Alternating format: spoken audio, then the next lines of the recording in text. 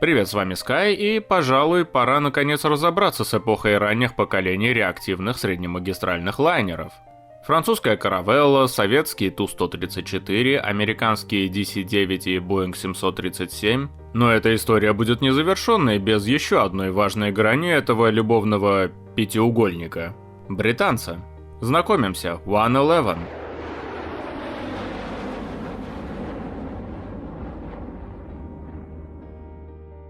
BAC-111, он же просто One Eleven.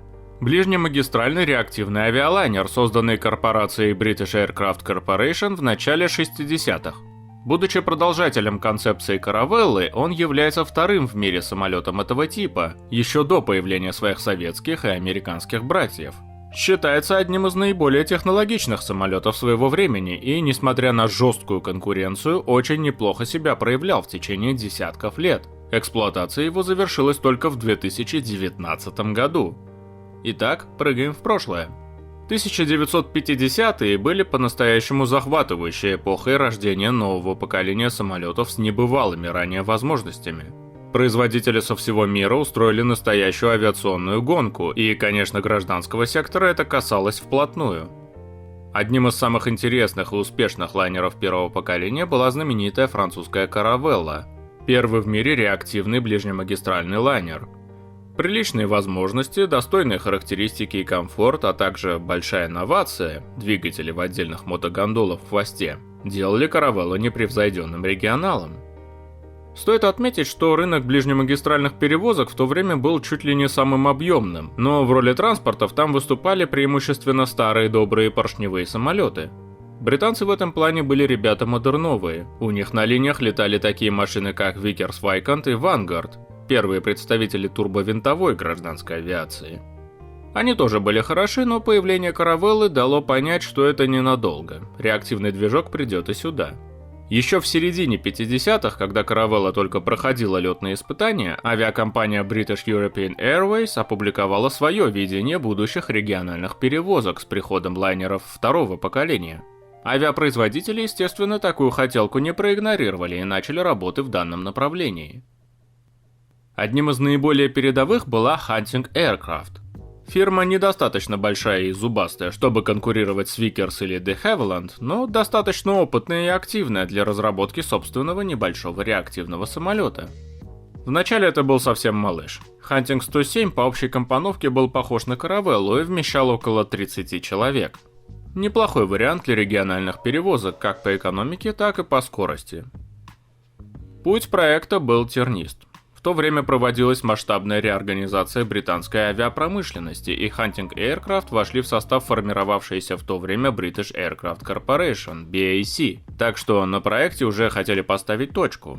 Но нет, руководство корпорации увидело в H-107 перспективы и продолжило работы. Самолет был переработан, крестовое оперение сменилось Т-образным, фюзеляж увеличили, а вместимость нарастили до 59, а потом и до 80 кресел.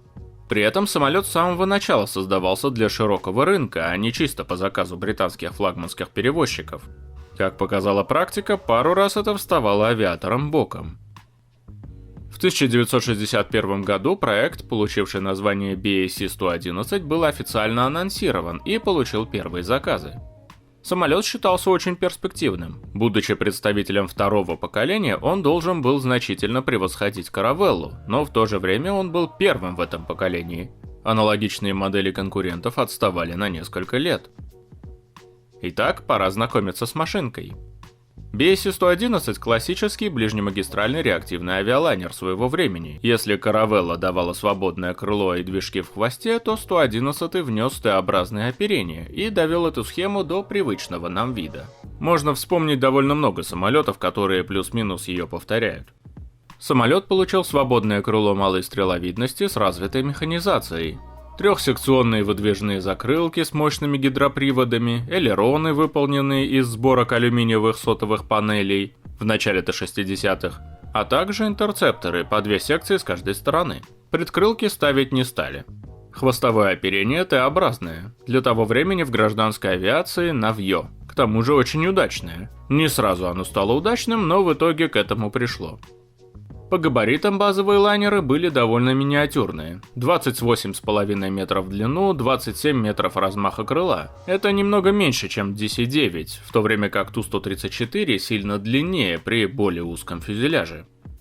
Силовая установка представлена парой двухконтурных турбореактивных двигателей Rolls-Royce Spey версии RB163 тягами от 46 до 56 кН.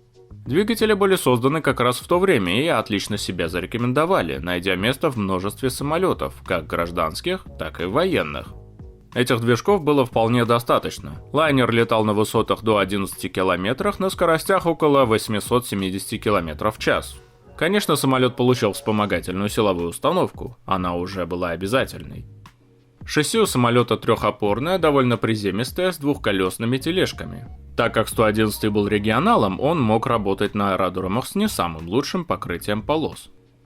Посадка и высадка выполнялись через две основные двери. Одна располагалась в передней части фюзеляжа, а вторая в хвостовой секции. Хвостовой выход оснащался трапом, собственно, дверь трапом и была. Спереди также можно было встроить выдвижной трап опционально, чтобы свести зависимость от инфраструктуры к минимуму. Салон имел ширину около 320 см, что для регионала было очень большой цифрой. В своем поколении это был самый широкий фюзеляж, превосходящий даже DC-9, который по вместимости-то был побольше. Салон предполагал установку 4 кресел в ряд в бизнес-классе, 5 кресел по схеме 3+2 в экономе и был рассчитан на размещение от 89 до 119 пассажиров в зависимости от модификации самолета. Конечно, как любой британский самолет того времени, BAC-111 был напичкан самыми передовыми системами. Дублированная гидросистема, бустерные приводы, автопилот, навигационные комплексы и глубокая автоматизация. Все это дало свой результат. BAC-111 был простым и комфортным в управлении, и что самое яркое, самолет, впервые взлетевший в 1963 году, был рассчитан на экипаж из 2 человек. Первый прототип лайнера был собран в 1963 году и в августе совершил первый испытательный полет. Британцы торопились, нужно было успеть занять рынок, пока туда не влезли американцы. Однако гонку пришлось приостановить уже осенью, когда во время одного из тестовых полетов самолет ушел в глубокое сваливание и разбился. Собственно, тогда и появилось понятие глубокого сваливания. При Т-образном оперении стабилизатор оказывается в аэродинамической тени крыла и двигателей и в критических режимах становится бесполезен. Самолет оказывается почти неуправляем. Авиаторам пришлось серьезно переработать машину. Крыло и хвостовое оперение модифицировали, кабину оснастили средствами защиты от выхода на опасные режимы, а в хвосте разместили противоштопорный парашют, чтобы наверняка. Тем не менее, катастрофа не принесла серьезного репутационного урона для BAC. Раньше у авиаторов просто не было опыта работы с лайнерами с Т-образным оперением, так что свалить все на конструктивные недоработки было нельзя. Даже наоборот. Благодаря этому случаю проекты пересмотрели не только создатели BAC-111, но и его братьев DC-9, Ту-134 и других лайнеров, что позволило избежать катастроф уже с ними. Уж лучше раньше, чем поздно. Дальнейшие испытания с участием нескольких прототипов и серийных бортов проводились более активно и в основном без проблем. В основном. В 1964 году произошло еще одно происшествие. При посадке самолет начал козлить. Несколько раз ударившись и отскочив от полосы, он разрушился, хоть на этот раз и без смертей. После внесения корректировок в систему управления, испытания наконец пошли как надо. К 1965 году BAC завершили сертификацию и начали поставки лайнеров, эксплуатация которых началась почти сразу. К концу того года в парках авиакомпании было уже 34 борта. Лайнеры эти относились к базовой модификации BAC-111-200. Самолет максимальной массой около 35 тонн вмещал до 89 пассажиров и летал примерно на 1340 километров. С 1966 года к нему присоединился вариант 300 с увеличенной массой, более мощными двигателями и большей дальностью, уже за 2000 километров. На родине 300-ка популярности не снискала, однако фактически на ее базе был создан лайнер версии 400, аналогичный по большинству показателей, но оснащенный американским оборудованием, естественно, для местного рынка. Американцы были довольны, этих машин поставили 69 штук. Их гоняли несколько крупных авиакомпаний, среди которых Mohawk Airlines, который, получив BAC-111, стал первым в США оператором реактивных региональных лайнеров, и, конечно, American Airlines, для которой 111 стал первым иностранным самолетом в парке за всю историю. В 1967 году BAC представили результат более масштабной модификации – серию 500. Этот самолет получил увеличенное крыло и удлиненный фюзеляж, который теперь мог вместить до 119 пассажиров. Самолет был хорош, но превосходство по времени уже было утеряно. На рынок вышли DC-9 и Boeing 737, имевшие близкие показатели и начавшие сильно давить на иностранца. На американском рынке 500-е успеха 400-х не завоевали. Но в остальном мире самолет чувствовал себя очень неплохо, пользуясь уважением и спросом. Любовь британских флагманских перевозчиков к кастомизации отразилась и на 111-м. British Airways эксплуатировали модель 510ED, которая по их заказу имела огромное количество изменений в авионике, пилотажный комплекс, близкий к Hawker Siddeley Trident, и автоматику, способную сажать самолет по второй категории в условиях плохой видимости. По идее, это должна была быть локальная модификация, но в итоге начинку так перепилили, что самолет пришлось проводить через новый цикл сертификации. Самым интенсивным для BAC-111 был период с начала эксплуатации до конца 80-х. Пара сотен лайнеров активно летала в ливреях десятков авиакомпаний по всему миру, причем пользуясь приличным спросом на вторичном рынке и в госструктурах. 111 стал основой довольно любопытной производственной кооперации. Лайнеры производились в Румынии. Предполагалось, что самолеты Rombeck 111 будут поставляться в страны Восточной Европы и в Китай. Производство продолжалось с 82 по 89 годы, причем даже с локализацией сборки двигателей SPAY. Но из 80 запланированных бортов выпустили меньше 10. Работу нормально наладить так и не удалось. Денег не хватало, а спрос оказался переоценен. На Западе румынский самолет никого особо не интересовал, а в соцстранах был как минимум Ту-134. При этом давление американских регионалов на BAC-111 становилось все жестче. DC-9 и Boeing 737 не имели серьезных технологических преимуществ и были близки полетным возможностям, но вмещали больше пассажиров. При этом превосходство британцев в экономике нивелировалось массовостью конкурентов. За счет количества они оказывались дешевле, применялось много уже распространенного оборудования, включая двигатели, что снижало расходы на производство и на обслуживание. Преимущество первенства уже не имело значения, а технологии не были панацеей, конкуренты давили числом. По показателям безопасности лайнер на средних позициях. BAC-111 оказывался участником нескольких десятков серьезных происшествий, среди которых 14 угонов, в результате чего за весь период эксплуатации погибло 327 человек. Пик поставок пришелся на 66 год, 56 лайнеров. Но из года в год эта цифра медленно снижалась, сократившись к 72 году до 7 штук. К тому времени новые заказы сошли на нет, и выпуск был фактически штучным. Тем не менее, производственная линия продолжала работать, рассчитывая на возможное расширение поставок комплектов в Румынию, а также создание более эффективных моделей. Большая ставка делалась на проект создания версии 111-700, 134-местного лайнера с увеличенной дальностью, но двигатели SPAY уже не тянули, а проекты новых силовых установок сильно отставали от графиков из-за проблем у Rolls-Royce. А в начале 80-х заказчики самолет уже не ждали, да и British Aerospace работали над BAE-146 и делать два регионала не хотели.